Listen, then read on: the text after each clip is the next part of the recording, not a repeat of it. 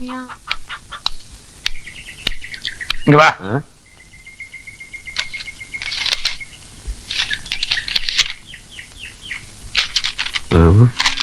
அது ஒண்ணு இல்ல, கீழே போட்டுரு.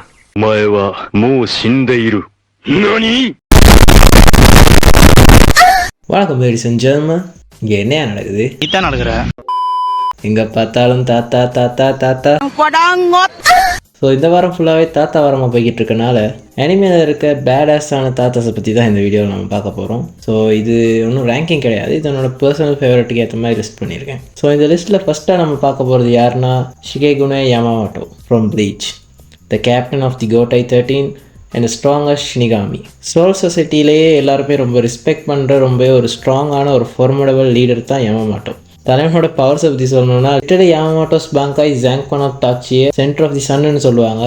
ஸோ ஒரு ஹோல் ஸ்டார் லெவலுக்கான பவரே அவரால் ரொம்ப ஈஸியாக கண்ட்ரோல் பண்ண முடியும். ப்ளஸ் அவரோட பாடி டெம்பரேச்சரையுமே சன்னோட டெம்பரேச்சருக்கு ஈக்குவலாக அவரால் இன்க்ரீஸ் பண்ண முடியும். ஸோ லிட்டரலி அவரை தொட்டால் எல்லோரும் பஸ்மாயிருவாங்க. இந்த அளவுக்கு அட்டாக்கிங் அண்ட் டிஃபென்சிங் பவர்ஸ் இருந்தாலுமே யாமாமோட்டோவோட இன்னொரு முக்கியமான பவர் என்னென்னா அவர் யாரெல்லாம் கொள்கிறாரோ அவங்கள ஒரு சர்டன் டைமுக்கு ஒரு ஜாம்பி மாதிரி அவரால் கண்ட்ரோல் பண்ண முடியும். ஸோ இவ்வளோ பவர்ஃபுல்லான ஒரு காட் தான் யாமாமோட்டோ. அவர் எவ்வளோ டேஞ்சரஸான ஒரு ஆளுங்கிறத நம்ம யாவாச்சி வெர்சஸ் யாமாமோட்டோ ஃபைட்லேயே பார்த்துருப்போம். எனக்கு தெரிஞ்சு இந்த லிஸ்ட்லேயே ரொம்பவே ஒரு ஓவர்பவர்டான கேரக்டரே யாமாமோட்டோவாக தான் இருக்கும். பட் இருந்தாலும் அவரை லாஸ்ட்டில் போட்டதுக்கு காரணம் அவர் என்னத்தான் ரொம்ப பவர்ஃபுல்லான ஒரு கேரக்டராக இருந்தாலுமே என்னால் இமோஷனலாக அவரோட கனெக்ட் ஆக முடியலை. அவர் சாகும்போது கூட ஒரு ஓப்போர்ட் கேரக்டராக இருந்தவர் செத்துட்டாருன்ற மாதிரி தான் இருந்துச்சே தவிர இமோஷனலாக எந்த ஒரு கனெக்ட்டுமே அவரோட எனக்கு ஏற்படலை.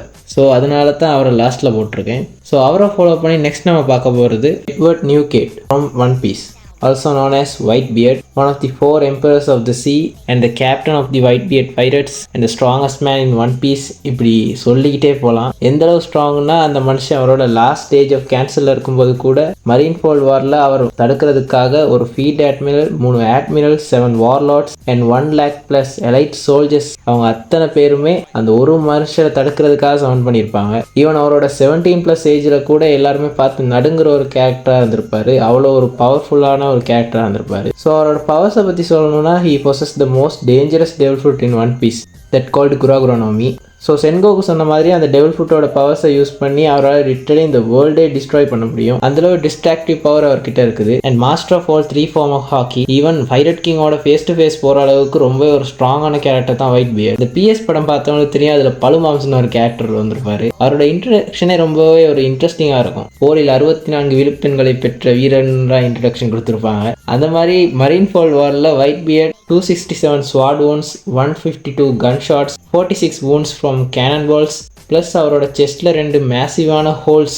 இந்த அவ்வளோ டேமேஜுக்கு அப்புறமும் he still keep fighting. Even அவரோட டெத்துக்கு அப்புறம் கூட ஈ ஸ்டில் ஸ்டாண்டிங். செத்தா கூட என்ன யாராலையுமே சாய்க்க முடியாதுறான்னு அவ்வளோ கெத்தா நின்றுப்பார் மனுஷன். அப்படிப்பட்ட ஒரு பீஸ்ட் தான் ஒயிட் பியர்ட். அண்ட் ஆல்சோ அவரை the man who came that closest to being the ஹோல்னு சொல்லுவாங்க. அதாவது ராஜருக்கு அப்புறமா ஒன் பீஸ் கிட்ட ரொம்பவே க்ளோஸாக போன ஒரு கேரக்டர் தான் ஒயிட் பியர்ட். பட் அவருக்கு ஒன் பீஸ் மேலேயோ இல்லை ட்ரெஷர் மேலேயோ எந்த ஒரு இன்ட்ரெஸ்ட்டுமே இருந்திருக்காது. அவர் ரொம்ப பெருசாக பார்த்த ஒரே விஷயம் ஃபேமிலி தான், அதாவது அவரோட க்ரூமேட்ஸ். ஏன்னா சின்ன வயசுலேயே அவர் ஒரு ஆர்ஃபனாக தான் இருந்திருப்பாரு. ஸோ அவர் எப்பவுமே ஆசைப்பட்டது ஒரு ஃபேமிலிக்காக தான். ஸோ அவரோட க்ரூமேட்ஸ் எல்லாரையுமே அவரோட பசங்களாக தான் பார்த்துருப்பாரு. அதனால தான் அவரோட க்ரூமேட்ஸில் இருந்த எல்லாருமே அவரோட கேப்டன்னு கூப்பிடாம பாப்ஸ்ன்னு கூப்பிடுவாங்க. அந்தளவு அவர் ஒரு கைண்ட் ஹார்ட்டடான பர்சன். ஏன்னா அவரோட டெத்துக்கு அப்புறம் கூட அவரோட இன்ஃப்ளூயன்ஸ் ஸ்டோரி ஃபுல்லாகவே ட்ராவல் ஆகிக்கிட்டே இருக்கும். அந்தளவு ஒரு பவர்ஃபுல்லான கேரக்டரும் கூட. ஸோ எனக்கு பர்சனலாகவே ஒயிட் பியர்ட் ரொம்பவே பிடிக்கும். ஸோ ஒயிட் பியர்டுக்கு அடுத்ததாக நெக்ஸ்ட் நம்ம பார்க்க போகிற கேரக்டருமே ஒரு ஒன் பீஸ் கேரக்டர் தான். யாருன்னா நம்ம Silvers Rayleigh, AKA dark king Rayleigh, the former right hand man of the pirate king. தலைவனை பற்றி சொல்லணும்னா தலைவனோட லுக்கே செம்ம மாசாக இருக்கும். அந்த லெஃப்ட் ஐ ஸ்கார்லாம் வச்சுக்கிட்டு செம்மையாக இருப்பாப்புல. எப்போல்லாம் தலைவனோட ப்ரெசன்ஸ் அனிமேல வருதோ அப்போல்லாம் அங்கே இருக்க அத்தனை கேரக்டரையும் விட தலைவன் தான் ரொம்பவே ஒரு மாசாக இருப்பார்.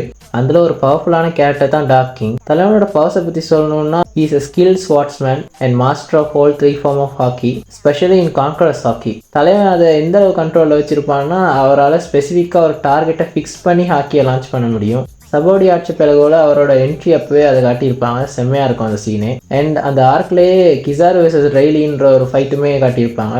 லிட்டரலி ஒரு லைட் கூட அதுக்கு ஈக்குவலாக ஃபைட் பண்ணிட்டு இருப்பாரு. அந்த சீனை அனிமேவாக பார்க்கும்போது ரொம்ப நல்லாயிருக்கும். எனக்கு ரெய்லி கேரக்டர் பார்க்கும்போது பேட்மேனோட ஒரு ஃபீல் வரும். அவரோட நிக் நேம் டார்க் கிங்னு இருக்கிறதா இருக்கட்டும், அவரோட பார்க்கும்போது எல்லாருமே பயப்படுறதா இருக்கட்டும், even the dark emperor Blackbeard கூட தலைவனோட பிரசன்ஸை பார்த்து நடுங்கியிருப்பாரு. அந்த சீனே செம மாசா இருக்கும். ஈவன் பிளாக் பியர்ட் ஒரு எம்பரர் 2 டெவல் ஃப்ரூட்டை பொசஸ் பண்ணியிருக்கோம், ரொம்ப ஒரு டேஞ்சரஸான பைரட். ஆனால் இதெல்லாம் தலைவன் கண்டுக்காம பிளாக் பியர்டை பார்த்து ஒயிட் பியர்டோட லிட்டில் அப்ரண்டிஸ்னு கலாச்சி விட்டுருப்பாரு. அதெல்லாம் வேற லெவல் சீனா இருக்கும். அண்ட் லூஃபி நியூ வேர்ல்டில் இவ்வளோ தூரம் சர்வை பண்ணி வந்திருக்கான்னா அதுக்கு முக்கியமான ஒரு காரணமே ரெய்லி தான். அவர் தான் லூஃபிக்கு ஹாக்கியை டீச் பண்ணியிருப்பாரு அண்ட் கியர் 4 அன்லாக் பண்ணுறதுக்குமே ரொம்ப ஹெல்ப் பண்ணியிருப்பாரு. அண்ட் லூஃபிக்கு ஒரு கார்டியனாக ஒரு ஃபாதர்லி ஃபிகராக இருந்திருப்பாரு. ஸோ அதெல்லாம் சேர்த்து அந்த கேரக்டர் ரொம்ப எனக்கு ஒரு பர்சனல் ஃபேவரட்டாக மாற்றிருச்சு. ஸோ நெக்ஸ்ட் நம்ம பார்க்க போகிற கேரக்டர் யாருன்னா அதுவுமே ஒரு ஒன் பீஸ் கேரக்டர் தான்.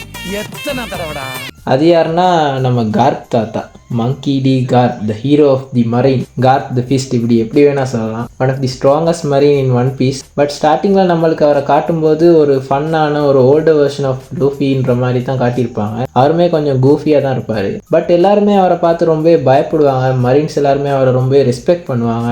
பைரட்ஸ் எல்லாம் அவரை பார்த்து நடுங்குவாங்க. ஈவன் மரீன் ஃபோல் வாரில் கூட அக்கைனோ எய்ஸை கொன்னதுக்கப்புறம் கார்ப் ரொம்ப ரேஞ்ச் ஆகி அக்கைனோ கொல்வேன்னு போயிருப்பாரு. அந்த டைம் சென்கோக்கு தான் கார்ப்பை தடுத்து நிப்பாட்டி இருப்பாரு. அந்த டைம் கார்ப் ஒன்று சொல்லுவார், என்னை அப்படியே பிடிச்சிக்க சென்கோக்கு, இல்லைனா நான் அக்கைனோ கொன்றுவேன் அப்படின்னு சொல்லுவார். இத்தனைக்கும் அவர்கிட்ட டெவல் ஃப்ரூட் பவர்ஸ் கூட இருக்காது. ஸோ நமக்குள்ள ஒரு டவுட் இருந்துகிட்டே இருக்கும், அவர் என்ன இவ்வளோ பெரிய ஆளா, அவர் அவ்வளோ பவர்ஃபுல்லான்ற மாதிரி. பட் லேட்டராக ஸ்டோரி போக போக டயலாக்லேயே அதை கன்வே பண்ணியிருப்பாங்க, அவர் ஹீரோ ஆஃப் த மரீன் ஏன் நேம் வந்துச்சுன்னு. ராக்ஸ்டி ஜெபேக்ன்ற ஒரு பைரட் கேப்டன், ரொம்ப ஒரு ஸ்ட்ராங்கான ஒரு பைரட் கேப்டன். அவனோட க்ரூவில் பார்த்தோன்னா கரண்ட் டைமில் இருக்க எல்லா ஸ்ட்ராங்கான கேரக்டருமே அவனோட க்ரூவில் வச்சுருந்துருப்பான். எக்ஸாம்பிளுக்கு ஒயிட் பியர்ட், கைடோ, பிக் மாம், ஷீக்கி, இப்படி அவனோட க்ரூமேட்டில் இருக்க எல்லாருமே ரொம்ப ஒரு பவர்ஃபுல்லான கேரக்டர் தான் இருந்திருப்பாங்க. அவன் அத்தனை பேரையுமே எதிர்த்து பைரட் கிங்கோட சேர்ந்து ஃபைட் பண்ணியிருப்பாரு நம்மளோட கார். அது கேட்டதுக்கப்புறம் தான் சேருக்கு இப்படி ஒரு ஃப்ளாஷ்பேக் இருக்குன்னு தெரியாமல் போச்சேன்ற மாதிரி தான் இருந்துச்சு. அதுலேயுமே மரீன் ஃபோர் வாரில் மார்க்கோக்கு ஒரு பஞ்ச் வச்சுட்டு அக்கைனோட அந்த ஒரு அட்மிரல் த்ரோனில் போயிட்டு உட்காருவார். அத்தனைக்கும் அவர் ஒரு வைசெட் மேல் தான். But nobody even dare to think to question him. அந்த சீனில் கார்ப் அவ்வளோ கெத்தாக காட்டியிருப்பாங்க. அண்ட் ரீசெண்ட் சாப்டர்ஸில் தலைவனோட கேலக்ஸி இம்பேக்டை பார்த்துருப்போம். லிட்டரலி ஒரு ஹோல் ஐலாண்டே டிஸ்ட்ராய் பண்ணுற அளவுக்கு பவர்ஃபுல்லான ஒரு பஞ்ச் தான் அது. பட் அது மேட்ரு கிடையாது. அந்த மாதிரி ஒரு பவர்ஃபுல்லான பஞ்சை பண்ணதுக்கப்புறமும் ஹாக்கி டச்சு விட்டு போச்சுன்னு சொல்லுவார். அந்த சீன் செம்ம மாசாக இருக்கும். அப்போ தான் அந்த பஞ்சுக்கு கேலக்ஸி இம்பேக்ட்னு பேர் வச்சிருக்காங்கன்னே புரியும். அந்தளவு ஒரு பவர்ஃபுல்லான பீஸ்ட்டு தான் நம்ம கார்ப் தாத்தா. பட் கார்ப் என்ன தான் அவ்வளோ ரேஞ்சான ஒரு கேரக்டராக இருந்தாலுமே is also a kind hearted person. Luffy மேலே அவர் வச்சிருக்க பாசம் ஆகட்டும், ஈவன் அவன் பைரட் ஆனதுக்கு அப்புறம் கூட அவனுக்கு எதுவுமே ஆயிடக்கூடாதுன்னு இவருமே ஃபாலோ பண்ணி அவனை துரத்துறமாய் பின்னிக்கே வந்துகிட்டு இருப்பாரு. ஆல்சோ எய்ஸோட எக்ஸிக்யூஷன் அப்போ தன்னோட கிராண்ட்சன் தான் கண் முன்னாடியே சாக போகிறான்னு தெரிஞ்சு அவரால் எதுவுமே பண்ண முடியாதுன்னு மனுஷன் உடஞ்சி அழுவார். அந்த சீனில் ரொம்ப இமோஷனலாக கனெக்ட் ஆகும். அண்ட் ஆல்சோ கார்ப் என்ன தான் மரீன்ஸோட சைடில் இருந்தாலுமே அவருக்குன்னு ஒரு தனி சென்ஸ் ஆஃப் ஜஸ்டிஸ் வச்சிருப்பாரு. ஸோ அதெல்லாம் சேர்த்து கார்ப்போட கேரக்டர் எனக்கு ரொம்பவே பிடிச்சிருந்தது. அண்ட் லாஸ்ட்டாக நம்ம பார்க்க போகிற கேரக்டர் யாருன்னா கண்டிப்பாக இந்நேரம் எல்லாருமே கெஸ் பண்ணியிருப்பீங்க. எல்லாருக்குமே ரொம்ப ஒரு ஃபேவரட்டான கேரக்டர் தான். ஏன்னா நம்ம Jiraiya sensei from Naruto, one of the legendary Sannin. அவரோட கேரக்டர் நமக்கு ஸ்டார்டிங்கில் காட்டும் போதே நமக்கு அவரோட வைப் செம்மையாக செட் ஆகும். ஈஸியாக அவரோட கனெக்ட் ஆக முடியும். ரொம்ப ஒரு ஜோவியலான ஒரு பெர்வர்ட்டான பட் ஒரு கேரிங்கான பர்சனாக காட்டியிருப்பாங்க. அவரோட பவர்ஸை பற்றி சொல்லணும்னா அவரோட highly skilled ninja, train by 3rd Hokage and mastery of taijutsu, kenjutsu and senjutsu. இப்படி அவரோட பவரை லிஸ்ட்டு போட்டு சொல்லிகிட்டே போகலாம். அதே முக்கியமாக இட்டாச்சி கிட்ட உன்னோட கென்ஜுட்சு எல்லாம் என்கிட்ட ஆகுதுன்னு சொல்கிற அந்த சீனாக இருக்கட்டும், அண்ட் 6 பாத் பெயின் வர்சஸ் ஜிரியா பேட்டிலாக இருக்கட்டும், இதெல்லாம் தலைவனை வெறித்தனமாக காட்டியிருப்பாங்க. பட் எனக்கு அவரோட பவர்ஸை தாண்டி அவரோட கேரக்டர் எனக்கு ரொம்ப பர்சனலாக கனெக்ட் ஆகும். அதுலேயுமே நான் ஃபர்ஸ்ட் டைம் ஒரு அனிமே கேரக்டர் செத்துக்கு ஃபீல் பண்ணேன்னா அது ஜிரியாக்காக தான் இருக்கும். ஏன்னா அந்தளவு பர்சனலாக கனெக்டான ஒரு கேரக்டர். அண்ட் ஆல்சோ அவரோட டெத்துக்காக செட் பண்ண அந்த சீன்ஸுமே ரொம்ப இமோஷனலாக இருக்கும். லைக் அவர் வில்லேஜை விட்டு போகிறதுக்கு முன்னாடி லாஸ்ட்டாக சுனாடி கிட்ட பேசிட்டு போகிறதா இருக்கட்டும், அவர் தேடி போன பெயின் அவரோட ஸ்டூடெண்ட் நாகாட்டோன்னு தெரிய வந்ததாக இருக்கட்டும், அண்ட் அவரோட ஸ்டூடெண்ட் கையாலே அவர் சாகிறது அந்த சீன். அண்ட் முக்கியமாக அவர் செத்ததுக்கப்புறம் அவரோட சோல் நருட்டோ டச் பண்ணுற மாதிரி ஒரு சீன் காட்டியிருப்பாங்க. அந்த சீன்லலாம் கண்ணில் தண்ணியே வந்துடும். அந்தளவு ரொம்ப ஒரு அவரோட டெத் நம்மளுக்கு பர்சனலாக கனெக்ட் ஆகும். அண்ட் எனக்கு அந்த சீனே ரொம்ப ஒரு ஹார்ட் ஹிட்டிங்கான சீனாக இருந்துச்சு. இப்போ வரைக்குமே அவரை ரீஅனிமேஷன் டிட்ஸுலையாச்சும் பொருட்டோட காட்டிட மாட்டாங்களான்னு இப்போ வரைக்கும் அவரோட ஒரு எனக்கு ரொம்ப ஒரு கனெக்டான கேரக்டர். ஸோ ஜிரியா தான் எனக்கு எப்போவுமே ஃபேவரட்டான ஒரு ஓல்டு மேன் கேரக்டர் இன் அனிமே. ஸோ இது என்னோட பர்சனல் லிஸ்ட் தான். உங்களோட பர்சனல் ஃபேவரட் யாருன்றது கீழே கமெண்ட் பண்ணுங்கள். So that's it guys. Next உங்களை இன்னொரு வீடியோவில் மீட் பண்ணுறேன் கூடிய சீக்கிரம்.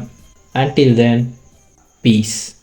ஓல்டு பாய் ஒன்னே ஏஜ் ஷேமிங் எதை பண்ணுறேன்னு நினச்சிடாதீங்க. இது வந்து கொரிய படத்தோட ரெஃபரன்ஸ். ஓல்டு பாய் பட்டம்மாவுக்கும் ஓல்டு பாய் பார்க்காதவங்க ஓல்டு பாய் பார்த்துருங்க.